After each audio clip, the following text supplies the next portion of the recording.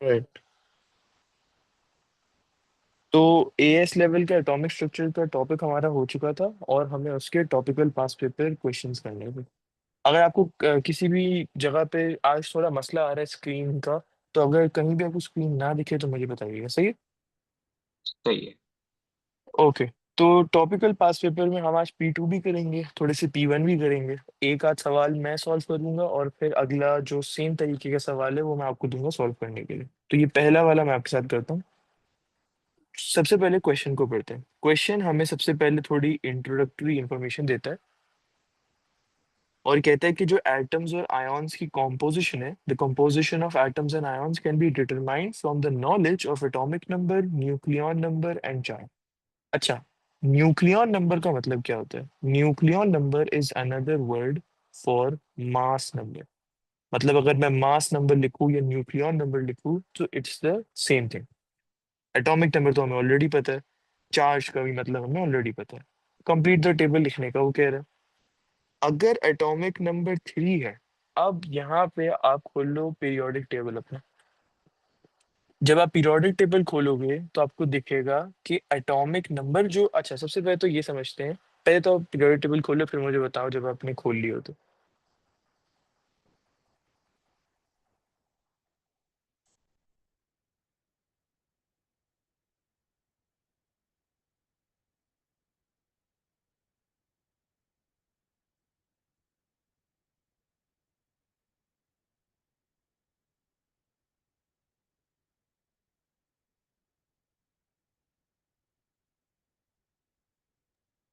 खोल लिया। ओके। अच्छा, ये जो पहला रो है इसके लिए पीरियोडिक टेबल की जरूरत नहीं है, दूसरे के लिए जरूरत है, तो just on the safe side हमने खोल लिया। अब सबसे पहले तो यहाँ पे हम अगर कोई सिंबल वाला कॉलम, इस तरीके के क्वेश्चंस में हमें देखना होता है केमिकल सिंबल कौन सा है। क्योंकि हमेशा सिंबल के साथ दो नंबर दिए हुए होंगे, एक नीचे एटॉमिक नंबर लिखा होगा, एक ऊपर न्यूक्लियॉन नंबर लिखा होगा। न्यू एटॉमिक नंबर हमारे पास ऑलरेडी है, न्यूक्लियॉन नंबर हमें पता करना है। तो क्या यहाँ पे कुछ सिंबल जैसा दिया हुआ है? बिल्कुल दिया हुआ है। तो यहाँ पे लिखा हुआ है लिथियम। अब आपको ये इंटरप्रेट करना आना चाहिए कि यहाँ पे लिखा क्या है। ये मैं थोड़ा बड़ा करके लिख देता हूँ। यहाँ पे लिखा है Li+3 और 6। इसका मतलब ये है कि ये यहाँ पे बात कर रहे हैं एक लिथियम आयन की, एक ऐसा आयन आयन जो कि पॉजिटिवली चार्ज है। तो अगर इसके हमें नंबर ऑफ प्रोटॉन्स निकालने हैं तो हम सिंपल सिंपल इसका एटॉमिक नंबर देखेंगे, जो कि 3 है, जो कि यहाँ पे भी लिखा हुआ है। तो नंबर ऑफ प्रोटॉन्स इसके 3 हो गए। हमेशा याद रखना, अगर एटम हो, आयन हो, कुछ भी हो, नंबर ऑफ प्रोटॉन्स उसके कभी भी नहीं बदलेंगे। ये आईजीसीएसई में भी हमने पढ़ा हुआ है। सिर्फ और सिर्फ नंबर ऑफ इलेक्ट्रॉन्स चेंज होते हैं when going from atom to ion या ion to atom. Proton number हमेशा सेम होता है। इसलिए कभी कभार लोग कहते हैं कि proton number is the identity of an element. Lithium कभी भी 3 एटॉमिक नंबर से आगे या पीछे जाएगा नहीं, इट विल ऑलवेज बी 3। मतलब the number of protons will always be the same. तो ये मैंने 3 लिख दिया, ये यहाँ पे लिखा हुआ था। अब इसके नंबर ऑफ न्यूट्रॉन्स को देखते हैं। Number of neutrons is obviously, इस यहाँ पे मैं फॉर्मूला लिख देता हूँ। जो न्यूक्लियॉन नंबर है हमारा, मतलब जो हमारा मास नंबर है, माइनस दी एटॉमिक नंबर। तो अगर यहाँ पे न्यूक्लियॉन नंबर 6 है, एटॉमिक नंबर 3 है, तो यहाँ पे हम सिंपली करेंगे 6 - 3 विच इज 3।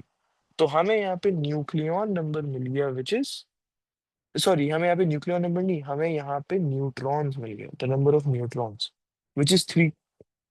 तो यहाँ पे नंबर ऑफ न्यूट्रॉन्स पे हमने सबसे पहले तो 3 लिख दिया। नंबर ऑफ प्रोटॉन्स भी हमें पता है यहाँ से, तो हमने यहाँ भी 3 लिख दिया। अच्छा, अब बारी आती है न्यूक्लियॉन नंबर की। इसके लिए तो कोई कैलकुलेशन की जरूरत ही नहीं है, क्योंकि हमें तो पता है ना कि nucleon number is the mass number, जो कि ये ऊपर वाला नंबर होता है, और ये हमेशा ऊपर वाला ही नंबर होगा। In in the past paper questions अगर इस तरीके का सिंबल दिया हुआ हो, always the top number represents the mass number, bottom number represent the atomic number. कुछ पीरियोडिक टेबल्स में ऊपर नीचे दिया हुआ होता है, लेकिन जो एग्जाम में आपको दिया हुआ है जैसे ये, इसमें हमेशा ऊपर वाला मास होगा। तो ये यहाँ पे मैंने 6 लिख दिया। पहला रो मेरा हो गया, यहाँ तक समझ आया आपको? जी। ओके। अब हम दूसरे रो की तरफ चलते हैं। दूसरे रो को मैं सवाल ये शुरू कहाँ से करूँ, पहले ये आंसर करूँ, ये आंसर करूँ, ये आंसर करूँ? सबसे पहले तो मुझे ये समझना है कि सिंबल मैं कब लिख सकता हूँ। सिंबल मैं तब लिख सकता हूँ जब मुझे एलिमेंट का पता हो, मुझे ये पता हो कि उसका चार्ज क्या है, मुझे उसका एटॉमिक नंबर पता हो, उसका न्यूक्लियॉन नंबर पता हो, क्योंकि सिंबल लिखने के लिए यही चार चीजें चाहिए ना, जैसे ऊपर सिंबल सेकंड लिखा वाला हुआ मैं था। करूं? हाँ, सेकंड वाला आप करिए। और फिर आप मुझे इन तीनों के आंसर बताइएगा। सही है।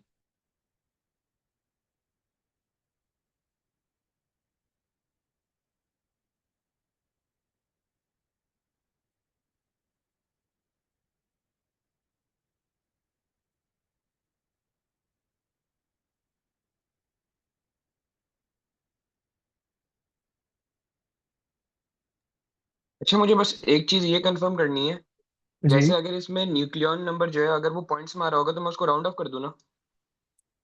अगर वो पॉइंट्स में आ रहा होगा तो you will round of, yes. लेकिन आपको, आपने पीरियोडिक टेबल डेसिमल वाला खोला हुआ है क्या? मेरे पास अभी मैंने प्रिंट आउट नहीं निकाला, मैं अगली क्लास में निकाल लूंगा। लेकिन अभी तो मैंने बुक से निकाला हुआ है। अब बुक और से बुक में निकाला हुआ सारे है, ओके। डेसिमल वाले ओके, तो डेसिमल वाले हैं तो यहाँ पे देखना पड़ेगा। चलिए आप करें, एडमिट पेज इसको देखते हैं, आप ट्राई करें। हैं। वैसे यहाँ पे आपको पीरियोडिक टेबल से डेसिमल लिखने की जरूरत ही नहीं पड़ेगी। ट्राई करें। जो आंसर्स है वो टेबल में ही दिए हैं।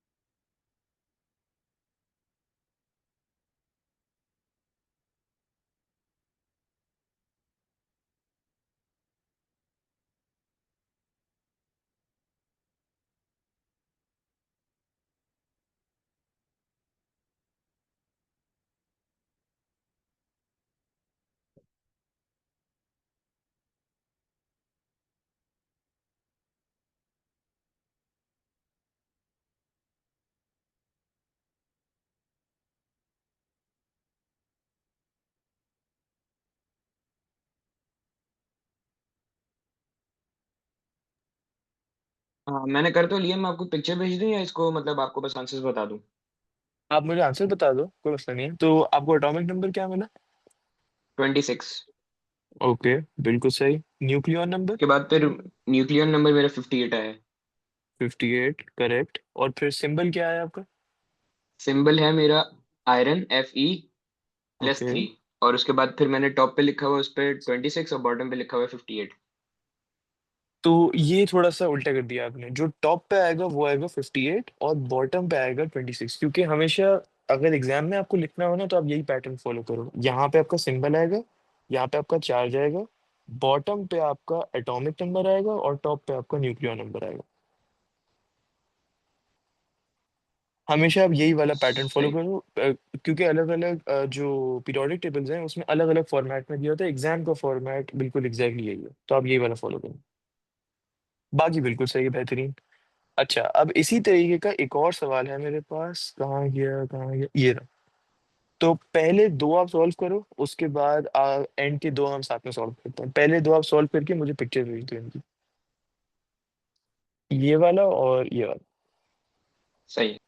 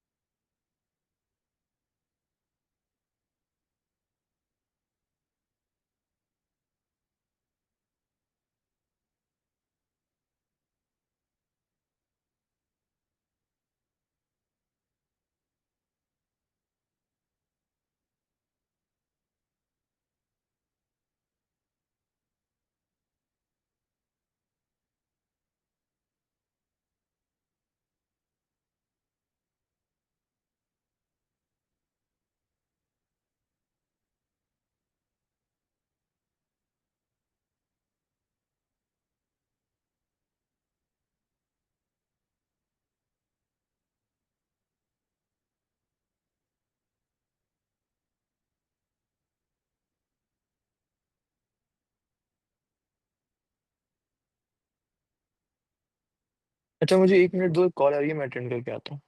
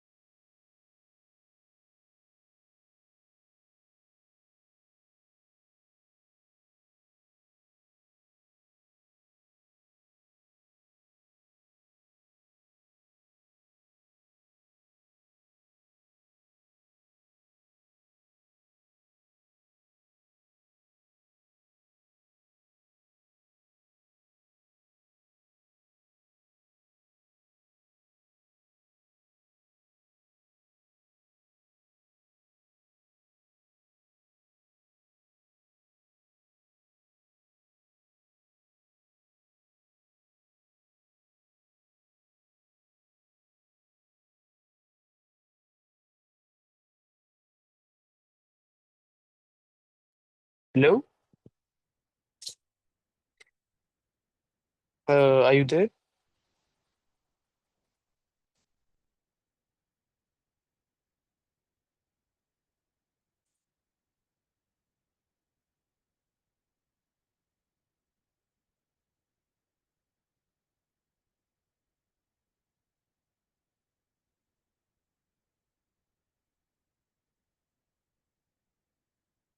Hello.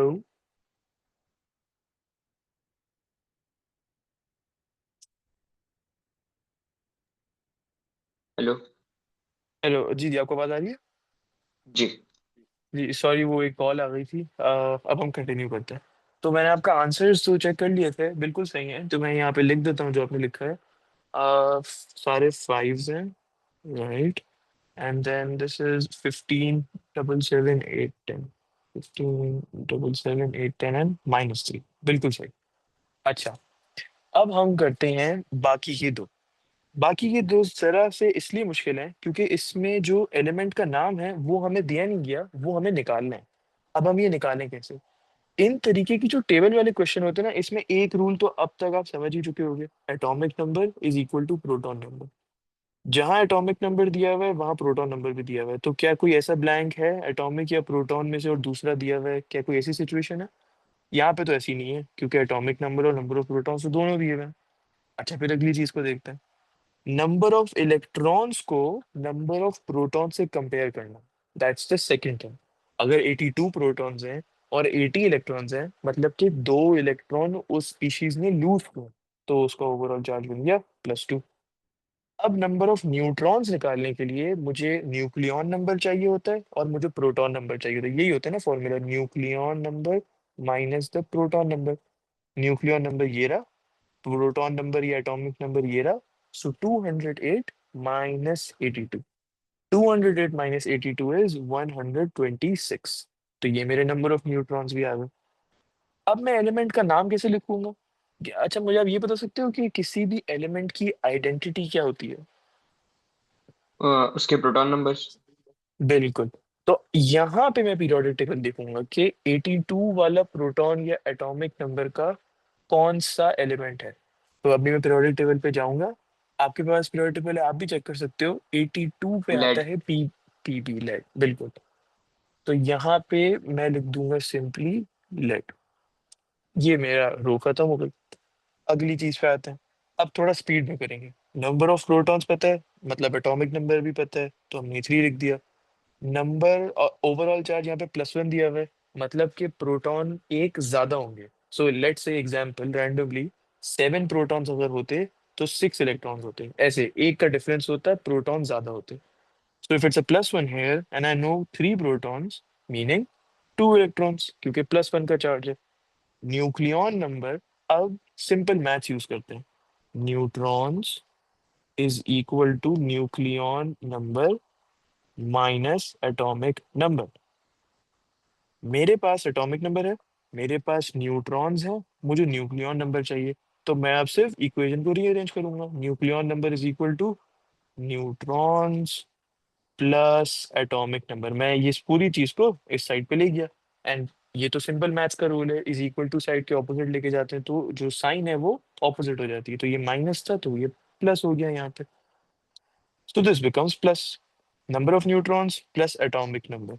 So this is 3 plus 3 and this becomes 6. अब मैं देखूंगा 3 एटॉमिक नंबर वाला कौन सा है, दैट इज लिथियम। एंड ये मेरा टेबल पूरे 4 मार्क हमें मिल गए, बहुत ही सिंपल तरीके से।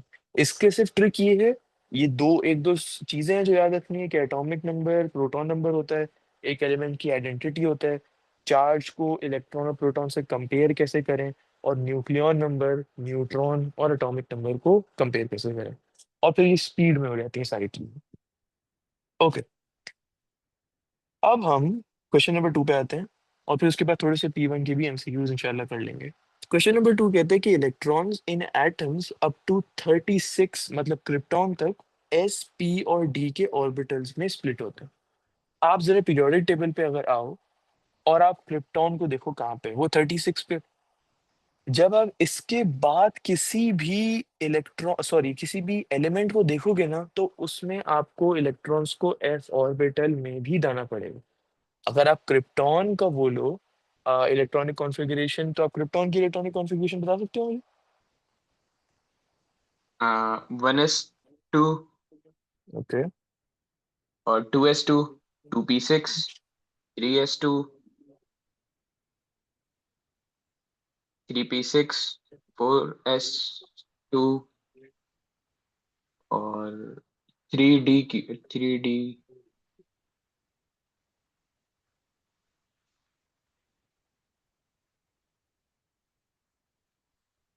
3d4। अब क्रिप्टॉन क्रिप्टॉन 36 एटॉमिक नंबर वाला, बिल्कुल आखिरी वाले ग्रुप में देखो। ग्रुप 8 जो है, के आर लिखा हुआ होगा। मैं 1 मिनट काउंटिंग कर रहा हूँ, मैं थोड़ा सा कंफ्यूज हो गई हूँ। हाँ नहीं, सुकून सर, टेक योर टाइम।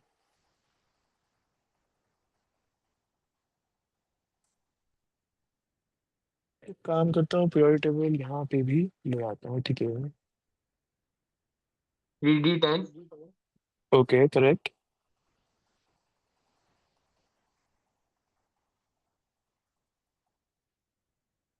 और 4p4। 4p4, वापस चेक करो।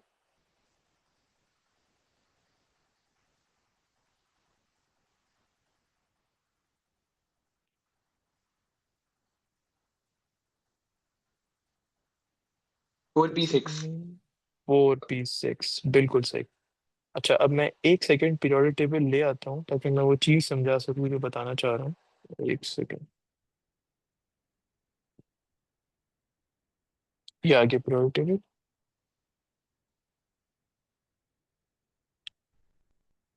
ओके। इसमें मैं क्या बताना चाह रहा था, वो ये कि आप यहाँ तक सही थे, 1s2, 2s2, 2p6, 3s2, 3p6, 4s2। अब आपको याद होगा कल मैंने ये बताया था ना, ये वाले जो एलिमेंट्स हैं ये क्या है, डी ब्लॉक एलिमेंट्स। मतलब इनका जो आखिरी इलेक्ट्रॉनिक कॉन्फ़िगरेशन होगी वो डी पे खत्म होगी। तो this will be 3d1, 3d2, 3 4 5 6 7 8 9 10। ये ब्लॉक खत्म होने के बाद जो 3d है वो भी खत्म हो जाएगा। क्योंकि आप अगर इस ब्लॉक में देखो तो 10 ही हमेशा आएंगे, कंफर्म, 1 2 3 4 5 6 7 8 9 10। क्योंकि डी के मैक्सिमम इलेक्ट्रॉन्स तो 10 ही होते हैं, और ये सारे के सारे क्या हैं, डी ब्लॉक एलिमेंट्स। और ये क्या थे, ये थे पी ब्लॉक एलिमेंट्स। मतलब कि 3D के बाद शुरू होगा 4p, सो 4p 1 2 3 4 5 और 6। और अगर आपको थोड़ा सा ये मसला आ रहा था अगर कि 3D के बाद क्या आएगा, 4p कैसे आएगा, तो मैंने बिल्कुल शुरू में ये चीज बनाई थी कि 3D के बाद 4p आएगा, और फिर उसके बाद 5s, फिर 4D, फिर 5p, फिर 6s, इस तरीके से आता जाएगा। राइट। तो एक सेकंड, कहाँ गया? हाँ। तो अब मैं सबको इरेज कर, क्या है, इस सबको इरेज कर देते हैं, और हमारे सवाल पे अब आते हैं। हमारा सवाल पूछ क्या रहा था, हमने इलेक्ट्रॉनिक कॉन्फ़िगरेशन लिख ली, 4p6। अच्छा, अब सवाल ये पूछ रहा है, state the number of occupied orbitals in an isolated atom of krypton। इसको समझते हैं। वो हमसे पूछ रहे हैं कि कितने, एक सिंगल सा एटम लो क्रिप्टॉन का, उसमें कितने ऑक्यूपाइड ऑर्बिटल्स होंगे, एस के, पी के और डी के। सबशेल्स नहीं पूछ रहा, वो ऑर्बिटल्स पूछ रहा है। सबसे पहले तो एस का करते हैं। अच्छा, क्या आप ये बताओ कि एस के सबशेल में कितने ऑर्बिटल्स होते हैं? हाँ, एक ही होता है। एक होता है। तो सबसे पहले तो ये डिफाइन कर देते हैं ना, S subshells have one orbital. P में कितने होते हैं? 3। तीन, करेक्ट। और डी में? 5। 5, करेक्ट। अब हम देखते हैं, सबसे पहले एस वाले सबशेल्स की बात करते हैं। यहां से हमें मिल गया, मैं इसको हाईलाइट करता जाता हूँ। सबसे पहले हमें मिल गया एक ऑर्बिटल यहाँ से, एक ऑर्बिटल यहाँ से, एक यहाँ से, और एक यहाँ से। चार एस के ऑर्बिटल्स ऑक्यूपाई हुए हुए हैं, तो मैंने यहाँ पे 4 लिख दिया। अब थोड़ी सी बात पी की कर लेते हैं। ये मेरे पास एक पूरा पी का सबशेल है, मतलब इसमें से मैंने निकाले तीन ऑर्बिटल्स जो कि ऑक्यूपाइड है। यहाँ से तीन और यहाँ से तीन और, तो ये बन गए 9 p orbitals which are occupied. अब डी की बात करते हैं। डी में सिर्फ यहाँ पे ही डी का सबशेल का मेंशन है, मतलब कि सिर्फ और सिर्फ 5 ऑर्बिटल्स हैं यहाँ पे। ये आपका सवाल। सिर्फ देखो कितना आसान है, अगर आपको कंसेप्ट पता हो 3 मार्क्स आपको मिले simply for knowing the configuration and knowing ये 3 लाइनें कि किस सबशेल में कितने ऑर्बिटल होते हैं। 3 मार्क्स फ्री के आपको मिले। अच्छा, अब अगले सवाल पे आते हैं। अच्छा, ये मेरा एक सवाल आप क्वेश्चन है। करोगे। जी जी। जैसे अगर क्रिप्टॉन की जगह ब्रोमीन देते ये, तो फिर मैं पी ऑर्बिटल में सिर्फ एट, क्या कहते हैं इनके, मतलब ऑक्यूपाइड ऑर्बिटल्स होते, उसमें मैं एट प्रोटॉन की लिखता। जगह ब्रोमीन देते, जी। तो अगर वो ब्रोमीन देते तो सब कुछ सेम होता। 4p6 की जगह यहाँ पे मैं 4p5 लिख देता। तो अब p के ऑर्बिटल्स यहाँ से 3 मिले, यहाँ से 3 मिले, और यहाँ से भी 3 मिले। क्योंकि अगर आप देखो, अगर हम बना के देखें, जो कल हमने सारे रूल्स पढ़े थे, number 1 electron, second, third, fourth और फिफ्थ। अब इसने ये नहीं बोला सवाल ने कि ऐसे कोई ऑर्बिटल्स बताओ जिसमें डबल इलेक्ट्रॉन्स हो, उसने बोला ऑक्यूपाइड। ऑक्यूपाइड मतलब एक इलेक्ट्रॉन भी चलता है, नॉट अ प्रॉब्लम। इसमें इलेक्ट्रॉन तो है सही। ना, तो मतलब ऑक्यूपाइड। राइट। अब ये वाला आप करोगे। डायग्राम कंप्लीट करना है to show the number and the relative energies. दो चीजें, पहले तो नंबर बताना है और ऊपर से एनर्जीज भी बतानी है उन इलेक्ट्रॉन्स की एक आइसोलेटेड एटम ऑफ सिलिकॉन। तो आप ये सॉल्व करो, उसके बाद मैं कुछ स्टेप्स से करके दिखाऊंगा इसको सॉल्व कैसे करा जाता है।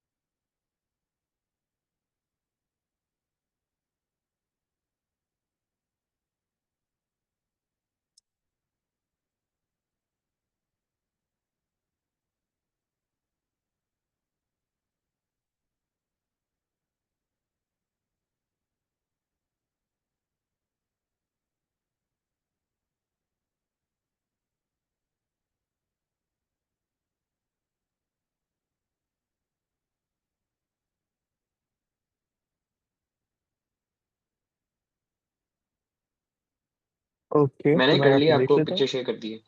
जी जी। तो 1s2, okay, 2s2, 2p6, 3s2, 3p2, बिल्कुल। तो यहाँ पे मेथड भी मेरा यही था कि पहले आप इलेक्ट्रॉनिक कॉन्फ़िगरेशन लिखो, उसके बाद आप उसी इलेक्ट्रॉनिक कॉन्फ़िगरेशन को ड्रॉ कर दो, बिल्कुल ठीक। तो ये, अच्छा एक चीज, हाँ बिल्कुल सही, मैं यही देखना चाह रहा था, ये जो कल रूल हमने किया था अबाउट द, कि जो अगर, सॉरी क्या कह रहा था मैं, यस, कि अगर एक से ज्यादा इलेक्ट्रॉन है और तीन ऑर्बिटल्स है मेरे पास, तो सेम स्पिन के साथ हमें डालना होता है, ये आई एम ग्लैड कि आपको ये चीज याद रही। बेहतरीन।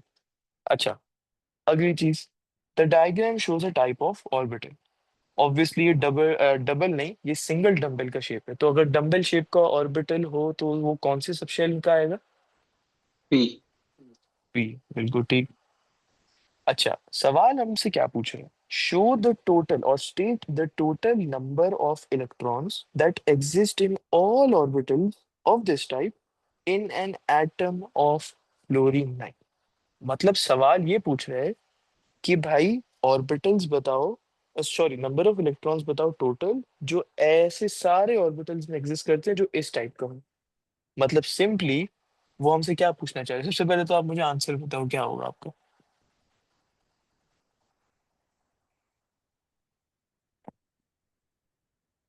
टेक योर टाइम और फिर मुझे आंसर बताओ, what will be your answer for this.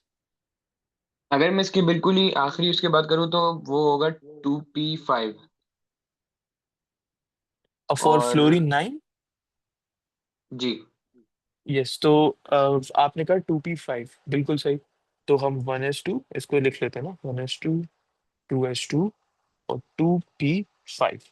अब सवाल क्या पूछ रहा है कि ये जो ऑर्बिटल है, ये तो हमें पता है पी ऑर्बिटल का है, सवाल सिंप्लीफाई करके अगर हम देखें तो पूछ रहा है कि नंबर ऑफ इलेक्ट्रॉन्स बताओ जो पी के ऑर्बिटल्स में मिलते हैं, तो कितने इलेक्ट्रॉन्स पी के ऑर्बिटल्स में? 5। 5, सिंपल। ये आंसर आ गया। सवाल कभी भी समझना है तो उसको हमेशा अपने वर्ड्स में सिंप्लीफाई करो। अब ये सुनने में मुश्किल लगेगा, total number of electrons existing in all orbitals of this type. Simple, कि हमें पता है ये पी ऑर्बिटल है, तो पी ऑर्बिटल्स में कितने इलेक्ट्रॉन्स आते हैं।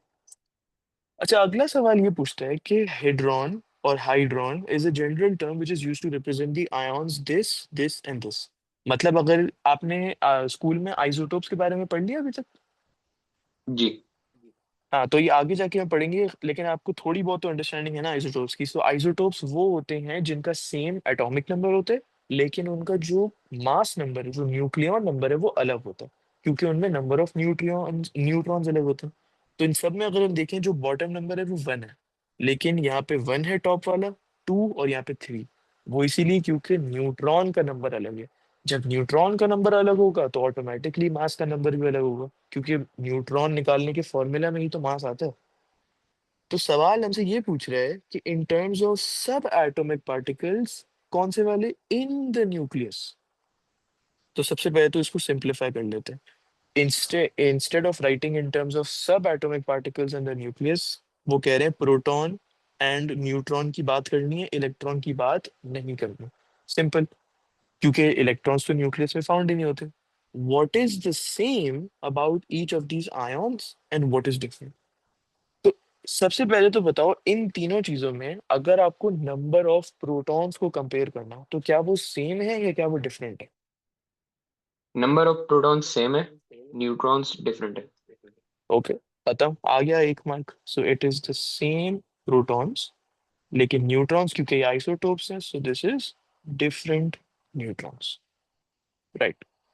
द इलेक्ट्रॉनिक कॉन्फ़िगरेशन एक सल्फर के एटम का 1s2, 2s2, 2p6, 3s2, 3p4, सही है, मान लिया। Identify which orbital in a sulfur atom has the lowest energy। ये बताओ। 1s2।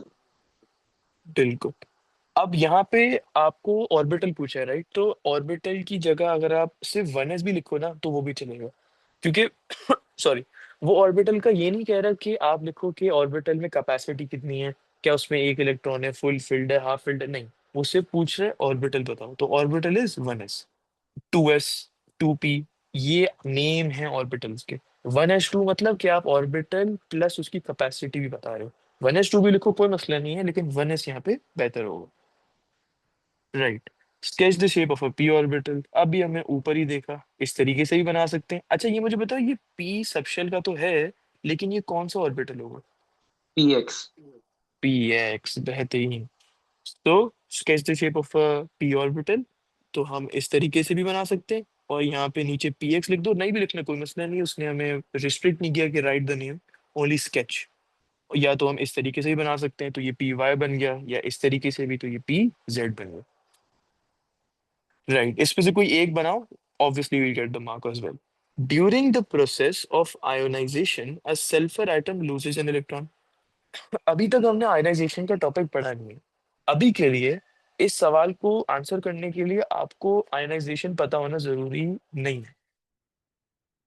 अभी के लिए आयनाइजेशन को समझो सिंपली इलेक्ट्रॉन रिमूवल है। मतलब अगर मेरे पास कोई स्पीशीज है, उसमें से मैं इलेक्ट्रॉन को रिमूव कर रहा हूँ, मतलब उसमें आयनाइजेशन एनर्जी का प्रोसेस कर रहा हूँ, आयनाइजेशन का मैं प्रोसेस कर रहा हूँ। So during the process of ionisation again, losing an electron is equal to ionisation. सवाल ये नहीं है, असल सवाल नीचे लिखा हुआ है उस अच्छा मैं इसका ऑर्बिटल आंसर को। करूं? हाँ बिल्कुल। तो अगर मैं सल्फर को पीरियोडिक टेबल में देखूं तो वो, उसका अगर लास्ट शेल है तो वो होगा 3p4। वो देखने की जरूरत नहीं है, ऊपर हमें दिया हुआ है इलेक्ट्रॉनिक कॉन्फ़िगरेशन। सही। तो जो राइट, हाँ तो इलेक्ट्रॉन होगा वो थ्री, मतलब 3p से निकलेगा, और क्योंकि आउटर मोस्ट शेल से जो इलेक्ट्रॉन होता है वो लूज होता है, तो हम एक्सप्लेनेशन में ये लिख देंगे। बिल्कुल। सो अच्छा, एक्सप्लेनेशन आपने क्या बोली, वापस रिपीट करना। जो इलेक्ट्रॉन्स होते हैं वो आउटर मोस्ट शेल से निकलते हैं अगर रिमूव होते हैं तो। तो मुझे ये बताओ कि आउटर मोस्ट शेल से क्यों रिमूव होते हैं, मैं इनर मोस्ट शेल से क्यों नहीं रिमूव कर क्योंकि सकता? उनकी सबसे ज्यादा एनर्जी होती है। सबसे ज्यादा एनर्जी होती है, ये है असल explanation. So if I just write they are in the outermost shell, वो तो हमने सवाल में भी लिखा हुआ है ना, सवाल में उन्होंने हमें दिया है कि आउटर मोस्ट शेल में। ये एक्सप्लेनेशन नहीं होगी। एक्सप्लेनेशन ये होगी कि आप लिखो कि आउटर मोस्ट शेल में, लेकिन क्यों आउटर मोस्ट शेल में? Because it is the highest energy वाला ऑर्बिटल या हाईएस्ट एनर्जी वाला शेल। ये वाला पार्ट समझ आया? जी। Okay perfect. So it is the, ये आप लिख सकते हो, it is in the outermost shell and hence is the highest energy orbital। Mark जो एक मार्क है वो इसका है, दूसरा मार्क 3p लिखने का। Okay, complete the diagram to show the arrangement of electrons within the third shell of a phosphorus atom. ये मुझे आप सॉल्व करके बताओ।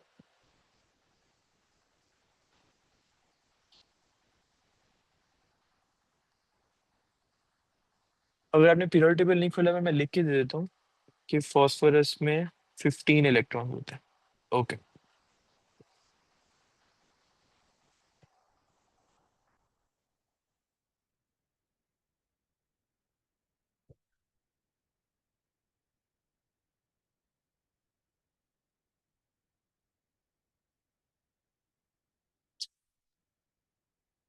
इसमें जो 3s वाला होगा उसमें दो इलेक्ट्रॉन्स होंगे, ऊपर नीचे।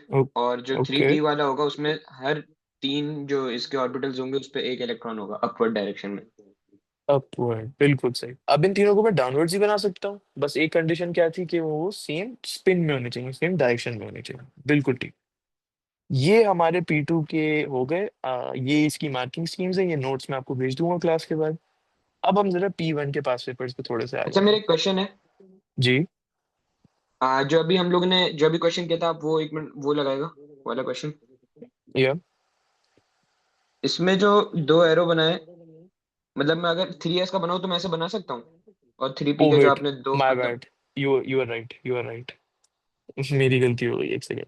हाँ, बहुत अच्छा आपने आइडेंटिफाई किया ये। जल्दी जल्दी में मैंने एक तरीके से बना दिया और फिर 3p वाले दूसरे तरीके से बना दिया। आप बिल्कुल ठीक, आपको एक ही तरीका जो है वो फॉलो करना।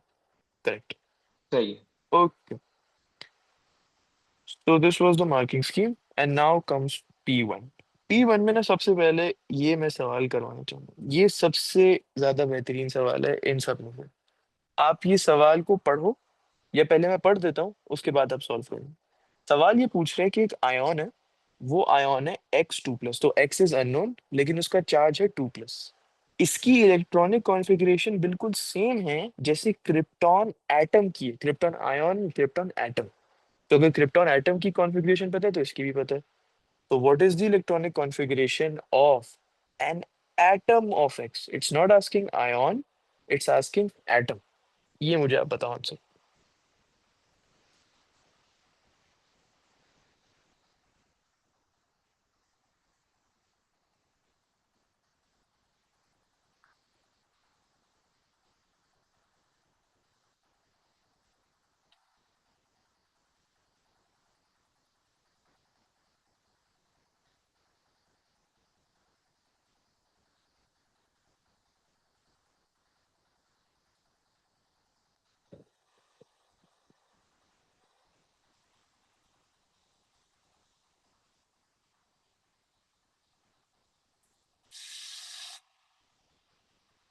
इसका आंसर ए होगा।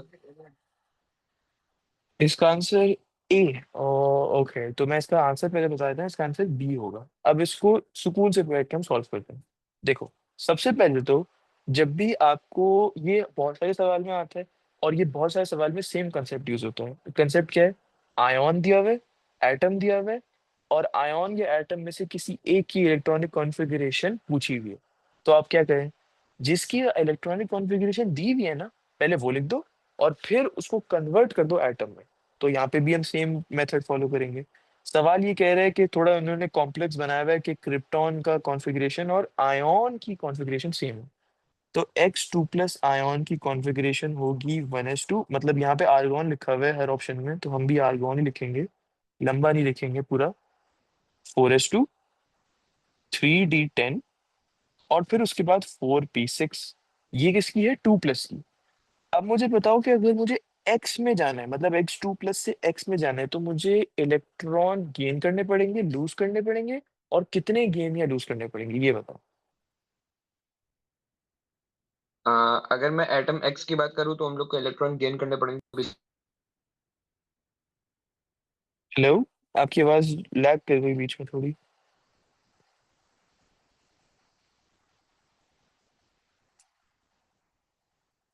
अ, अब आ रही है। जी जी, अब आ रही। मैं कह रहा था कि एटम एक्स में अगर हम लोग को इसको कन्वर्ट करना है तो जो दो इलेक्ट्रॉन इसमें इन्होंने +2 लिखा हुआ है हम उसको मतलब ऐड कर देंगे। ऐड कर देंगे, बिल्कुल सही, क्योंकि 2 प्लस का मतलब ये है कि उसने जैसे मैंने कल लूज कर बताया था, दिए। प्लस बिल्कुल प्लस मतलब वो पॉजिटिव आयन है तो लूज कर दिए। तो अगर वापस से न्यूट्रल स्टेट पे लाना है, मतलब 2 इलेक्ट्रॉन्स गेन करने पड़ेंगे। अब सवाल ये, गेन करूँ कहाँ पे? ये आखिरी वाला ऑर्बिटल तो फुल है, तो अब मैं इसके आगे वाले ऑर्बिटल पे आऊंगा। 4p के बाद क्या आता है, ये बता सकते हो मुझे?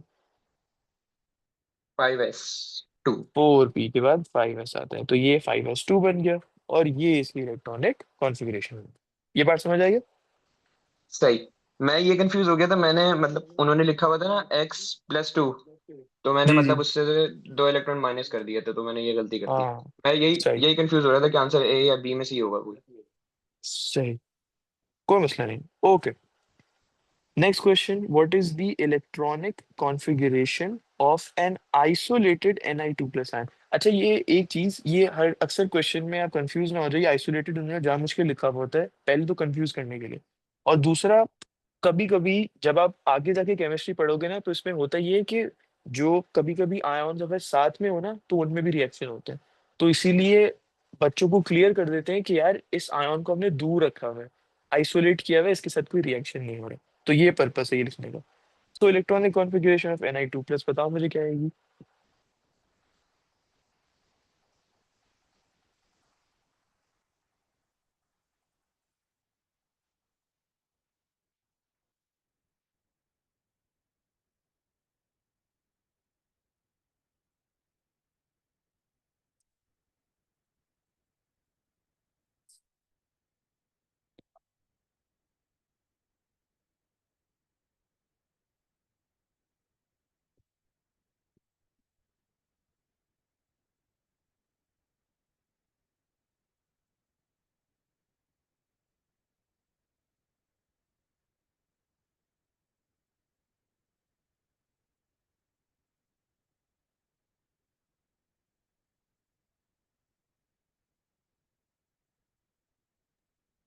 इसका आंसर डी होगा।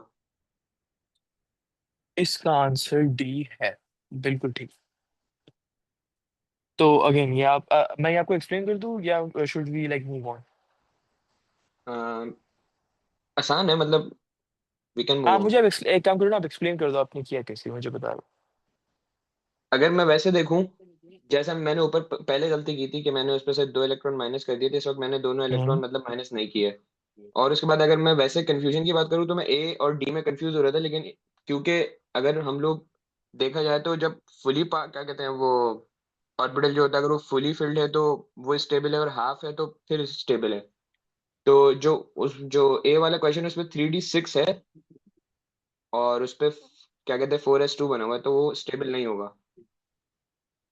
अच्छा तो एक सेकेंड, ये मैंने अच्छा हुआ ही मैंने आपसे पूछ लिया। जब हम स्टेबल और अनस्टेबल की बात करते हैं ना, तो आप ये समझो कि हम उसको सिर्फ दो चीजों में बात करते हैं, और वो कब?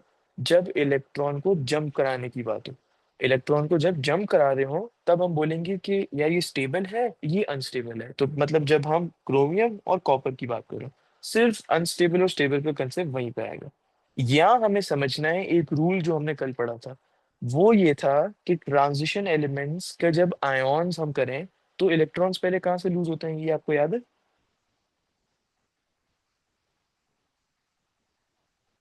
4s वाली शेल से। 4s वाली शेल से, बिल्कुल ठीक। तो अगेन यहाँ पे भी सेम चीज करेंगे। यहाँ पे Na2+ दिया हुआ है, हम बोलेंगे नहीं हमें Na2+ चाहिए नहीं, हमें पहले चाहिए Na। हम पहले Na की कॉन्फ़िगरेशन लिखेंगे। Na की कॉन्फ़िगरेशन होगी Ar, और फिर उसके बाद 4s2, और उसके बाद 3d8। अब अगर Na2+ है, दो इलेक्ट्रॉन लूज करने हैं। कहाँ से लूज करूंगा? 4s2 से। तो ये मेरा आंसर बन गया, सिंपल। इसमें स्टेबिलिटी अनस्टेबिलिटी को आपको देखना ही नहीं। सही है। ओके। तो अब हम आते हैं, थोड़े से आसान क्वेश्चन करते हैं, फिर आगे जाके एक जरा मुश्किल है वो करते हैं। ये थोड़ा आसान है। ये मुझे आप बताओ कि ड्रिंकिंग वाटर में ये वाला जो फॉर्मूला है, केमिकल फॉर्मूला ये होता है। सिंपल सा सवाल है कि जो हाइड्रोजन कार्बोनेट का एन आयन है, उसमें कितने इलेक्ट्रॉन्स प्रेजेंट होते हैं? पहले आप ट्राई करो सॉल्व करने की। अब मैं वापस पढ़ रहा हूँ तो ये थोड़ा सा मुश्किल लग रहा है। आप ट्राई करो, फिर हम इसको सॉल्व करते हैं।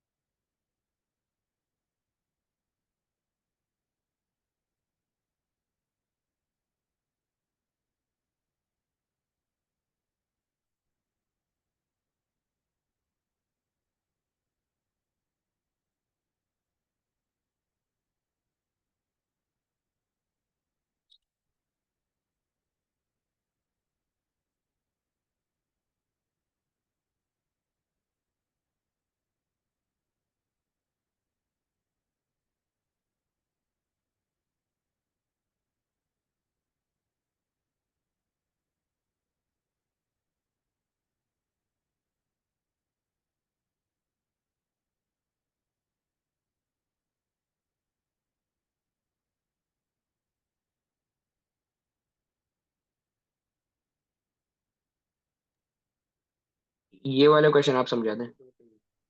ओके, तो ये मैं समझा देता हूँ। तो यहाँ पे होगा ये कि सबसे पहले तो एक चीज होती है क्रिस क्रॉस। आपको क्रिस क्रॉस का आइडिया है जब आयोनिक कंपाउंड्स को हम लिख रहे होते हैं? कंफ्यूजिंग लगता है लेकिन मतलब ओके, करा पहले हुआ हम है। इससे शुरू करते हैं। अगर मुझे सोडियम क्लोराइड लिखना हो, तो ये तो हम हर किसी को पता है कि NaCl है, लेकिन ये NaCl हमने लिखा कैसे? ये ऐसे है कि पहले मैंने लिखा ये जो मैं प्रोसेस बता रहा हूँ ये कब होता है? ये तब होता है जब हम फॉर्मूला लिख रहे होते हैं आयोनिक कंपाउंड्स के लिए। ओनली आयोनिक कंपाउंड्स के लिए अप्लाई होता है। तो मैं क्या करूंगा, मैं यहाँ पे Na लिखूंगा, और मैं यहाँ पे फिर उसका चार्ज लिखूंगा। मतलब कि अगर Na को आखिरी वाली शेल उसकी फिल हो, तो आयन किस तरीके का आयन होगा? +1 होगा, +2 होगा, -1 होगा, -2 होगा, किस फॉर्म में होगा Na? ये बताओ। मतलब एन अगर एम प्लस यहाँ वन पे होगा। Na+1 होगा, क्योंकि अगर Na 11 इलेक्ट्रॉन्स है तो इसकी इलेक्ट्रॉनिक कॉन्फ़िगरेशन क्या होगी? 1s2, 2s2, फिर उसके बाद 2p6, और फिर उसके बाद 3s1। तो अगर देखा जाए इस वक्त, तो इसकी आखिरी शेल तीसरी है, जिसमें सिर्फ एक इलेक्ट्रॉन है, और फुल होने के लिए इसको 7 इलेक्ट्रॉन्स चाहिए। तो अब जैसे कल हम बोल रहे थे, क्या इसको 7 इलेक्ट्रॉन्स गेन करना आसान होगा या एक इलेक्ट्रॉन लूज करना आसान होगा? तो लूज एक करना आसान होगा। इलेक्ट्रॉन लूज करना आसान होगा। तो ये कट गया। और अब आखिरी वाली शेल नंबर 2 बन गई, जिसके फुल नंबर ऑफ इलेक्ट्रॉन्स हैं 2 + 6 विच इज इक्वल टू 8। इसका मतलब कि for a sodium species to have a filled outside shell, for a sodium species to have a full outer shell, it needs to be in the Na+ वाली form. यहाँ पे आके वो बिल्कुल satisfy हो जाएगी कि अब मुझे कोई रिएक्शन करने की जरूरत नहीं है, मेरा आखिरी वाला ऑर्बिटल, आखिरी वाला जो शेल है वो तो फुल हो गया। तो Na+1 है, +1 इसका मैंने नीचे लिख दिया। अब Cl की बात करते हैं। Cl की इलेक्ट्रॉनिक कॉन्फ़िगरेशन है 17 electrons, 1s2, 2s2, 2p6, 3s2 और 3p5। अब मुझे बताओ क्या ज्यादा आसान होगा, इसके लिए एक इलेक्ट्रॉन को गेन करना या 7 इलेक्ट्रॉन्स को लूज करना? एक इलेक्ट्रॉन गेन करना। एक इलेक्ट्रॉन गेन करना। तो सब कुछ ये सेम रहेगा, और ये 3s2 और 3p5 की जगह ये 3p6 बन जाएगा। ये लो वापस से फिल हो गया 8 इलेक्ट्रॉन्स। Cl को ये इलेक्ट्रॉन मिला कहाँ से? जो Na ने इलेक्ट्रॉन लूज किया था वो Cl को ट्रांसफर हो गया, और वो बन गया Cl-1। तो यहाँ पे मैंने -1 लिख दिया। अब मैं करूंगा क्रिस क्रॉस। क्रिस क्रॉस होता है इस तरीके से कि लेट्स से सोडियम है, मैं इसको क्रॉस कराऊंगा क्लोरीन के चार्ज के साथ, ऐसे, क्लोरीन को सोडियम के चार्ज के साथ। और अब जब मैं आंसर लिखूंगा तो मैं इस तरीके से नहीं लिखूंगा कि Na-1 Cl+1, नहीं ऐसे नहीं। जब मैं आंसर लिखूंगा, अपना फॉर्मूला लिखूंगा, मैं ये जो साइंस दिए हुए ना प्लस और माइनस, इनको मैं भूल जाऊंगा, जस्ट फॉरगेट अबाउट इट। तो दिस बिकम्स Na1Cl1, जिनको NaCl भी लिखा जा सकता है। एक और एग्जांपल देखते हैं क्रिस क्रॉस का। अगर MgCl2 हो, अभी MgCl2 आया कहाँ से? सबसे पहले Mg को फिल सबशेल होने के लिए कौन सा उसका चार्ज होना चाहिए? +1, +2, +3, क्या चार्ज होना चाहिए उसका? +2। +2। तो यहाँ पे मैंने लिख दिया +2। और Cl के लिए कितना होना चाहिए? -1। -1, बिल्कुल ठीक। मैंने इसको क्रिस क्रॉस करवाया। अभी मैंने ये जो साइंस थे इसको मैंने इग्नोर कर दिया। तो ये बन गया Mg1Cl2। वन लिखने की जरूरत नहीं होती, तो ये बन गया MgCl2। इसको कंफर्म करने के लिए, स्ट्रेंथन करने के लिए एक आखिरी एग्जांपल देखते हैं, AlCl3। Al को फुल होने के लिए कौन सा आयन की जरूरत होती है, कौन से चार्ज की जरूरत होती है? -3। -3 या ओ +3, प्लस वापस से प्लस चेक थ्री करो। प्लस थ्री मतलब लूज +3, गेन करेगा वैसे +3 का चार्ज आ जाएगा। बिल्कुल। Cl के लिए -1। -1। I ignore the science, this becomes AlCl3। तो ये था क्रिस क्रॉस का कंसेप्ट। अब हम इसी क्रिस क्रॉस के कंसेप्ट को, पहले तो मैं ये रेज कर लूं, इसी क्रिस क्रॉस के कंसेप्ट को अब हम यहाँ पे लगाएंगे। सवाल कह रहा है CaHCO3 ट्वाइस। अब ये जो HCO3 है ना, इसे कहते हैं हाइड्रोजन कार्बोनेट। ये मुझे नहीं पता था, ये मुझे सवाल ने बताया कि हाइड्रोजन कार्बोनेट है। और इस पूरे केमिकल फॉर्मूला का दूसरा हिस्सा ये है, कैल्शियम। तो मैंने यहाँ पे लिखा कैल्शियम, और मैंने यहाँ पे लिखा HCO3। अब कैल्शियम को कितना चाहिए होने के लिए full, the filled outer shell? +2, मतलब चार्ज प्लस +2 का होगा। +2। अब जो HCO3 को चाहिए होता है, HCO3 के लिए हमें देखने की जरूरत नहीं है पीरियोडिक टेबल से। ये हमने ओ लेवल में थोड़ा सा पढ़ा हुआ है। ओ लेवल में याद है, आपने पॉली एटॉमिक आयंस के बारे में पढ़ा था, PO4, SO4, याद आ रहा है जी। कुछ?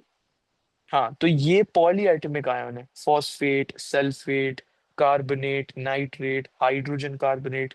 इनके आयन के चार्जेस आपको याद होने चाहिए। तो इसके आयन का चार्ज है -1।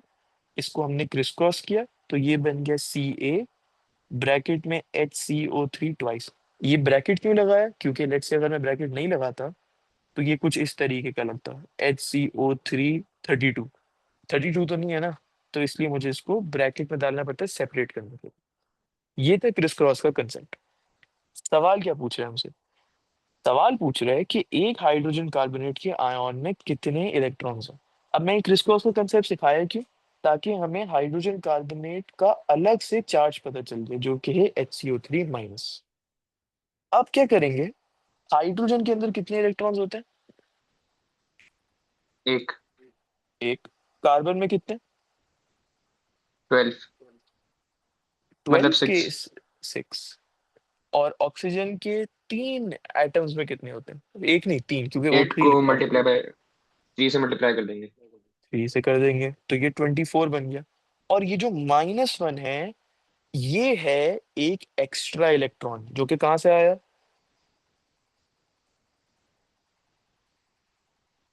सी ये एक्स्ट्रा ए। इलेक्ट्रॉन कैल्शियम से आया, बिल्कुल। अब आपको लग रहा होगा यहाँ पे 2 इलेक्ट्रॉन इसने लूज किए हैं, लेकिन ये गेन नहीं कर रहा है, ऐसा नहीं है। यहाँ पे हाइड्रोजन कार्बोनेट के 2 मॉलिक्यूल्स हैं। एक मॉलिक्यूल ने 1 इलेक्ट्रॉन गेन किया, दूसरे मॉलिक्यूल ने दूसरा इलेक्ट्रॉन गेन किया, तभी यहाँ पे ब्रैकेट में 2 लिखा हुआ है, समझाने के लिए कि यार HCO3 2 बार है, मतलब 2 मॉलिक्यूल है। तो एक ने 1 इलेक्ट्रॉन गेन किया, दूसरे ने दूसरा इलेक्ट्रॉन गेन किया। तो इस ये जो माइनस है, ये कैल्शियम वाला इलेक्ट्रॉन है, तो यहाँ पे एक आ गया। अब इन सारे इलेक्ट्रॉन्स को ऐड करो, आंसर क्या आता है? Sorry, not 2 + 4, 24। हाँ, इनको ऐड करो, आंसर क्या आ रहा 32। है? 32। सो सी इज योर आंसर। इस क्वेश्चन में कोई सवाल है तो पूछो।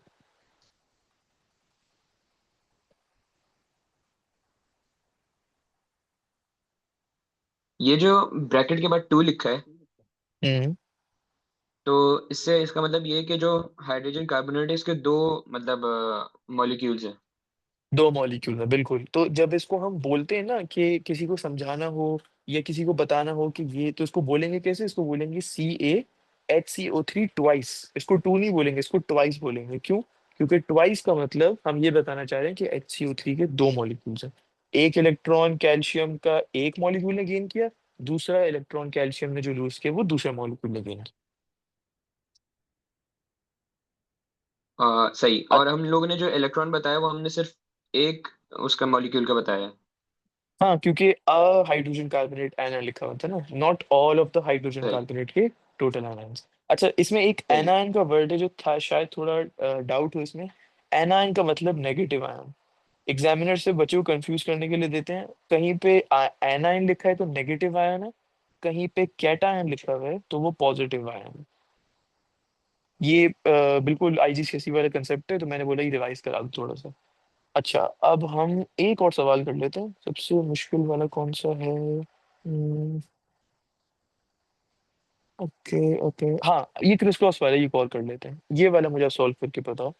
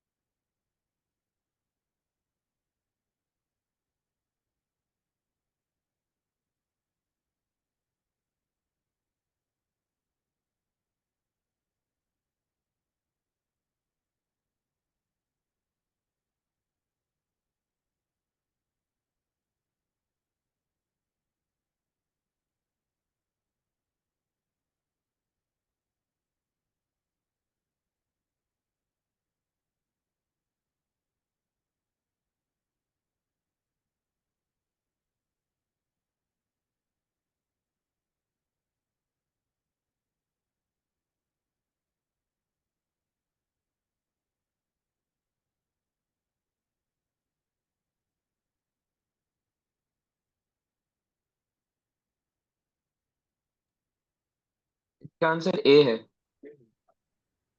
इसका आंसर असल में बी है।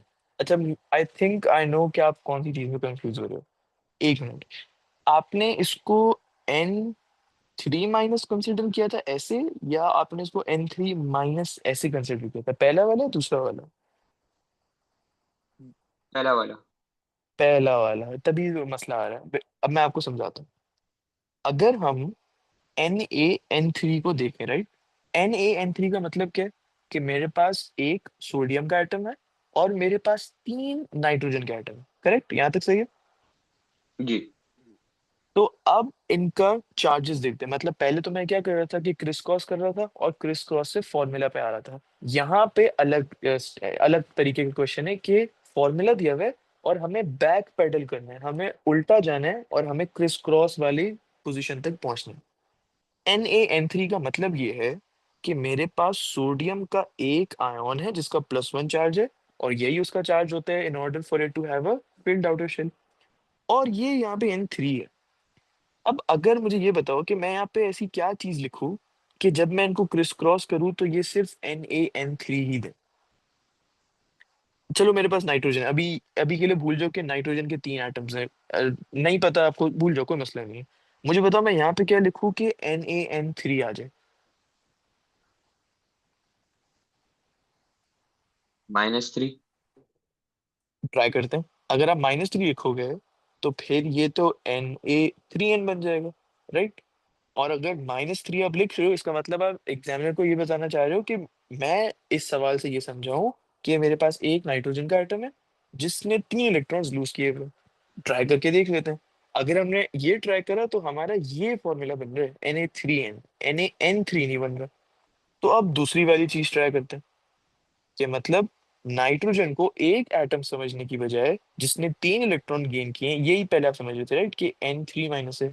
हम ये नहीं करेंगे, हम ये ट्राई करते हैं कि नाइट्रोजन के तीन एटम है, तीन एटम ने मिला के एक इलेक्ट्रॉन को गेन किया, और इसी को एजाइड आयन कहते हैं। ये याद करने वाली चीज नहीं है, ये सवाल से ही आपको समझ आ जाएगी जितना ज्यादा प्रैक्टिस करते जाओगे।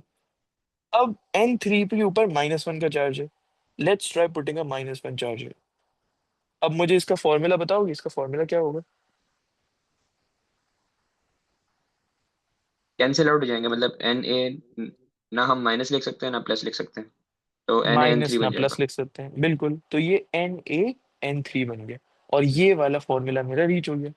इससे मुझे क्या समझ आया कि एक नाइट्रोजन नहीं, तीन नाइट्रोजन है, और उन्होंने एक इलेक्ट्रॉन गेन किया।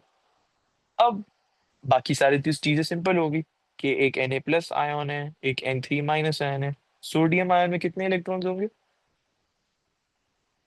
10। 10। ओके। एंड ये जो एजाइड आयन है N3 माइनस, इसमें कितने इलेक्ट्रॉन्स होंगे? उसी तरीके से, उसी स्टेप से करो जैसे हमने हाइड्रोजन कार्बोनेट के निकाले थे।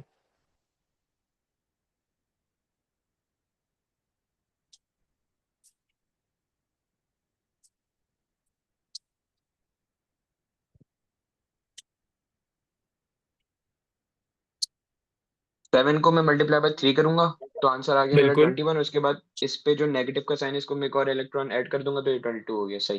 22 हो जाएगा, बिल्कुल सही। तो ये बी का आंसर आ गया। तो आज के लिए यहीं तक रखते हैं। कोई सवाल हो आप पूछ लो, और बाकी मैं आपको ये नोट्स पूरी फाइल भेज देता हूँ, एटॉमिक स्ट्रक्चर की, ये आंसर्स भी लिखे हुए हैं, और बाकी आप सॉल्व करके मुझे बताओ। कोई मसला है तो मुझे व्हाट्सएप कर देना। सही है। कोई सवाल यहाँ तक? नहीं, कोई क्वेश्चन नहीं है। चलो, ओके, फिर हम फ्राइडे को मिलते हैं, बायो का इंशाल्लाह खत्म करेंगे चैप्टर। ओके, अल्लाह हाफिज। अल्लाह हाफिज।